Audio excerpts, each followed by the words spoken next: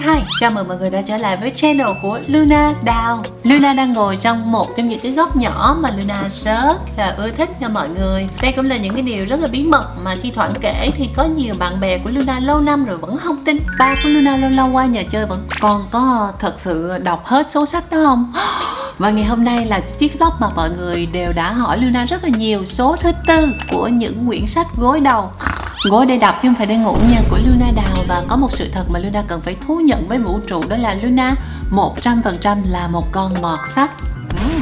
Đây là kệ sách của Luna nha mọi người. Ở bên đây thì có một vài cuốn artbook. Tại vì truyện tranh thì Luna đã dời vào trong phòng truyện tranh ở trong đây, cho nên là vlog sau thì chúng ta sẽ có truyện tranh sau. Còn hết tất cả các kệ sách là bao gồm những sách trinh thám rồi mấy cuốn artbook là ở khu vực đó nha.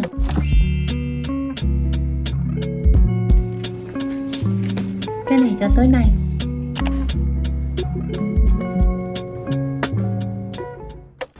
Trải qua 33 nồi bánh chưng, năm nay 33 tuổi thì Luna mới thật sự hiểu được bản thân mình dễ kết bạn nhưng mà khó giữ bạn là do sự mâu thuẫn bên trong nội tâm của mình. Mặc dù mình thấy bình thường nhưng mà đối với những người bên ngoài đó là một sự mâu thuẫn. Bởi vì 100% thì Luna là một con mọt sách chính hiệu, trong khi bên ngoài thì lại giống như là một nhân vật được trau chuốt rất là nhiều, y như là một cây thông Noel được treo nhiều trái châu lên gì đó. Cho nên Luna chợt nhận ra là mình rất là dễ kết bạn, nhưng mà chỉ có thể chơi chung với một nhóm người ở từng giai đoạn ngắn thôi. Bởi vì đa phần mọi người thì ban đầu sẽ lầm tưởng, sau đó thì người ta không thể chấp nhận được phần nội tâm khác, những cái câu chuyện khác có phần sâu sắc, hoặc là trong lăng kính của họ là phức tạp mà mình đã chia sẻ. Cho nên cái câu mà người ta vẫn thường hay nói cửa miệng là có chuyện gì tại sao không nói ra để đôi bên cùng hiểu nhau, thực chất nó là một cái điều lý tưởng mà đôi khi nó sẽ hơi phi lý. Bởi vì nếu người ta hiểu, người ta sẽ hiểu, và nếu như mà bạn cảm giác là người ta sẽ hiểu thì tự động bạn cũng sẽ nói. Nên là câu đó giống như là để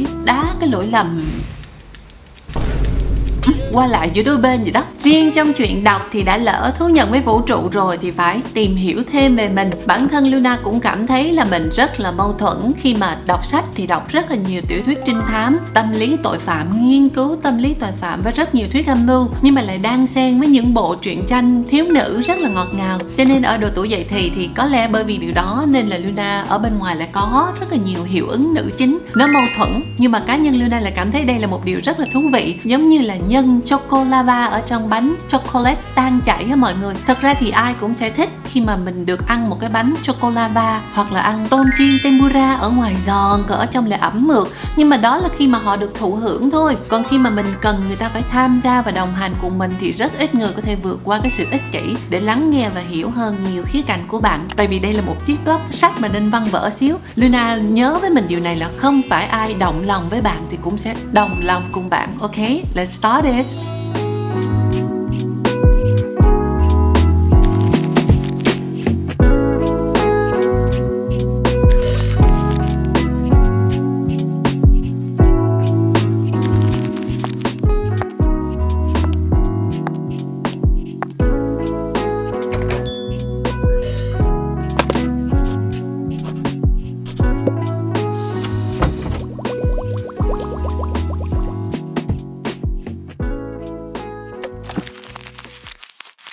Để chúng mình có thể hiểu nhau hơn thì sau đây là những tác giả mà Luna cực kỳ yêu thích nha. Đặc biệt là sau năm số 9 vừa qua thì Luna đã phải trưởng thành thêm một lần nữa. Luna tưởng là mình cũng đã hơi cứng cáp rồi, cũng hơi biết sự đời rồi, nhưng mà không, cuộc đời vẫn là mình vẫn phải nhận ra rất là nhiều thứ. Cho nên là nhân sinh quan của Luna cũng đã thay đổi rất là nhiều. Tuy nhiên sau đây là những tác giả mà Luna xếp theo thứ tự mình cực kỳ yêu mến. Đầu tiên vẫn là nữ tác giả tiểu thuyết trinh thám thành công nhất mọi thời đại, Agatha Christie. Tiếp theo nữa vẫn là Higashino Keigo, ông hoàng truyện trinh thám của Nhật Bổn. Nhưng mà từ nay về sau Luna sẽ chỉ mua những cái ấn bản cũ hoặc là sách cũ thôi, để có thể ủng hộ và bảo vệ nữ quyền liên quan đến những cái sự kiện xã hội mà Luna không có tiện nhắc đến. Tiếp theo thì năm vừa qua Luna khá là vẫn trung lập với Dan Brown. Tuy nhiên thì giữa Dan Brown và Stephen King thì khi mà Luna có bớt đồng quan điểm với ông đi một chút, tại vì nhân sinh quan giữa Luna và hệ tư tưởng của tác giả đã khác nhau rất là xa rồi. Tuy nhiên một tác giả mới nổi mà Luna cực kỳ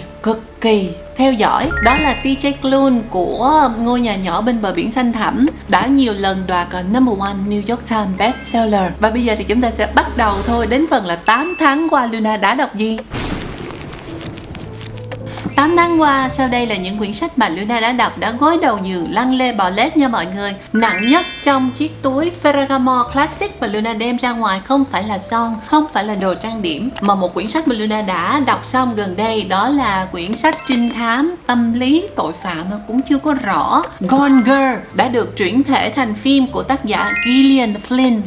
Marvelous, rất là xúc động, thật giả đan xen và nó làm mình rất là ray rứt, nhưng mà cái đó để nói sau. Gần đây thì Luna có đọc một quyển sách nghiên cứu, đó là Hiệu ứng Thiên Nga Đen của tác giả Nassim Nicholas Taleb, mà Luna đã tặng cái quyển này cho người em của mình đã từng cộng tác rồi, nên Luna không còn có cái quyển đó ở đây. Luna vẫn rất trung thành với hai tác giả mà mình rất là yêu mến, Agatha Christie với quyển Thung lũng bất hạnh, và tác giả Alexandre Dumas nổi tiếng với Trào hoa nữ cùng với tác phẩm mà dựa trên những sự kiện lịch sử có thật, đó là Hoàng hậu Margot. Ở đây thì cũng là một cái câu chuyện cực kỳ ly kỳ, nhưng mà phản ánh tâm lý hành vi của con người rất là nhiều nha, như là cẩm nang đời sống. Còn quyển Hoàng hậu Margot thì dựa trên những sự kiện có thật mà xoay quanh sự kiện lịch sử mà đã đảo chánh đất nước Pháp để đưa dòng họ Bourbon lên trở thành người cai trị nước Pháp. Thì đây là hai tác giả mà Luna cực kỳ yêu mến, bởi vì thoạt thì có thể là chúng ta sẽ cảm thấy nó thuần giải trí và nó rất là ly kỳ, hơi ngụ ngôn. Tuy nhiên nếu như chúng ta quan sát và tĩnh lặng đi một xíu thì hai tác giả này thường xuyên cung cấp cho chúng ta rất là nhiều sự kiện lịch sử tương ứng với thời điểm mà quyển sách đề cập. Và đây là những cái kiến thức mà những người mà có thói quen học bằng giấy nè, học muốn nhanh chóng có công thức để có bằng khen, để có bằng cấp vân vân, sẽ không bao giờ có thể tiếp cận được những cái kiến thức mà thoạt tưởng như là phỏng đoán, nhưng mà xuyên suốt qua thời đại và tương ứng với những hành vi của con người mà tới ngày hôm nay chúng ta vẫn có thể dự đoán được tương lai từ quá khứ. Đó là lý do mà Luna cực kỳ yêu mến hai tác giả Agatha Christie và Alexandre Dumas. Trong thời gian khoảng 6 cho đến 8 tháng mà Luna chờ nhà của mình xây hoàn thiện mà Luna ở thuê, thì Luna cũng đã đọc xong series 6 đến 7 quyển Lời tự thú của tín đồ mua sắm và Hồn ma sành điệu, cũng đến từ cùng một tác giả mà rất là đình đám, cũng đã được chuyển thể thành phim. Sofia Kinsella, mà rất có thể những người tư duy bằng giấy mà hay bán cho bạn những cuốn sách học thuật thì họ sẽ nhìn nhận là đây là những cái sản phẩm mà thuần giải trí và tâm lý tính nữ.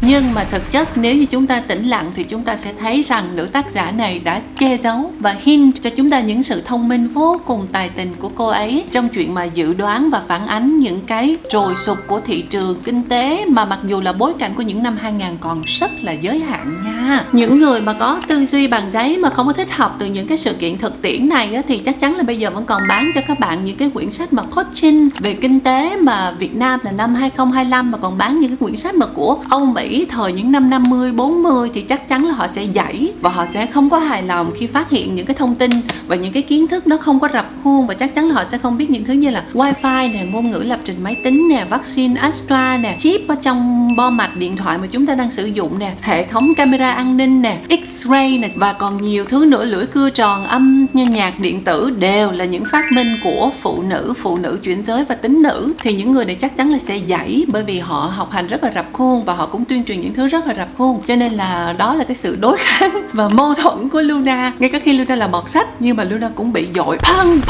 với khá là nhiều cái văn hóa đọc khác. Mà đó là còn chưa kể đến rất là nhiều những cái phát minh khác của tính nữ, phụ nữ chuyển giới, người chuyển giới nói chung mà đã bị tước đoạt nè, cướp chất xám, mà chúng ta hoàn toàn có thể dùng rất là nhiều phương tiện internet để kiểm tra lại đó. Nè, mấy bạn học bằng giấy của tôi ơi, dãy lên đi.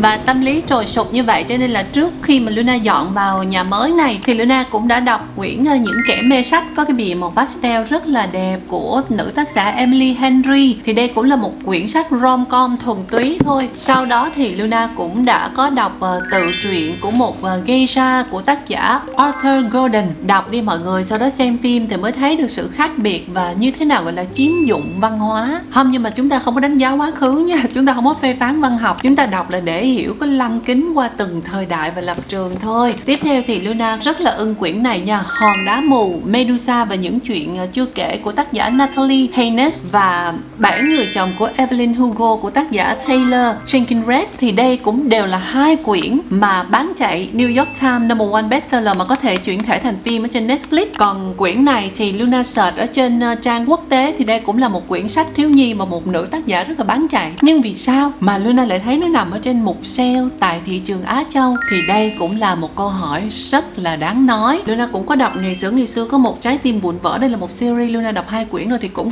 đây là 2 quyển sách mà Luna rất là ưng ý. Thì đây đó là một những quyển sách rất là bán chạy và đây cũng là một nữ tác giả truyện thiếu nhi bán chạy luôn. Nhưng mà tại sao ở Việt Nam thì Luna lại thấy em ấy nằm ở trên quầy sale? Thì đây cũng là một cái điểm khác biệt văn hóa mà có thể chúng ta đều muốn nói đến đi ha. Đầu tiên đó là Hòn đá mù, Medusa và những chuyện chưa kể. Đồng thời cũng với cái câu hỏi này, cùng cái thời gian đó thì Luna đã đọc được trên rất là nhiều diễn đàn văn học quốc tế và đặc biệt là trên Instagram nữa. Thì không biết vì lý do gì mọi người đều có cùng một cái quote, đó là trưởng thành là khi bạn nhận ra Medusa thực chất chính là một nạn nhân, cô ấy không phải là kẻ phản diện. Thì bây giờ không có nói dông dài, tất cả các bạn đều có thể Google để đọc lại thần thoại Hy Lạp, thần thoại La Mã để có thể hiểu được điều này. Và chính bởi vì quá tâm đắc với quyển sách này và đồng cảm cho nên Luna đã hiểu thêm là vì sao Gianni Versace, một những nhà thiết kế mà Luna cũng rất là yêu mến, đã lựa chọn sử dụng Medusa, một trong những ký ức tuổi thơ của ông, để trở thành logo của thương hiệu cho đến tận ngày hôm nay. Và Luna tâm đắc đến mức mà Luna sử dụng cái câu hỏi này để sàng lọc bạn bè luôn, để sau năm số 9 thì mình không cần phải giao tiếp và trải lòng của mình nhiều với những người không hiểu mình, đó là bạn nghĩ gì về Medusa? Thì đó cũng là một cái câu hỏi mà Luna dùng để sàng lọc bạn bè, đặc biệt là bạn bè thảo luận trong thời gian gần đây. Còn đây là quyển 7 người chồng của Evelyn Hugo. Thoạt thì nó giải trí nhưng mà giống như phong cách đọc của Luna ẩn ý cài cắm rất là nhiều tâm nguyện và liên quan đến nhiều giai đoạn thời đại của một nữ minh tinh Hollywood khi mà bà viết tự truyện trước khi mà bà qua đời. Đây là nội dung của quyển sách nha mọi người. Rất có thể em ấy sẽ được chuyển thể thành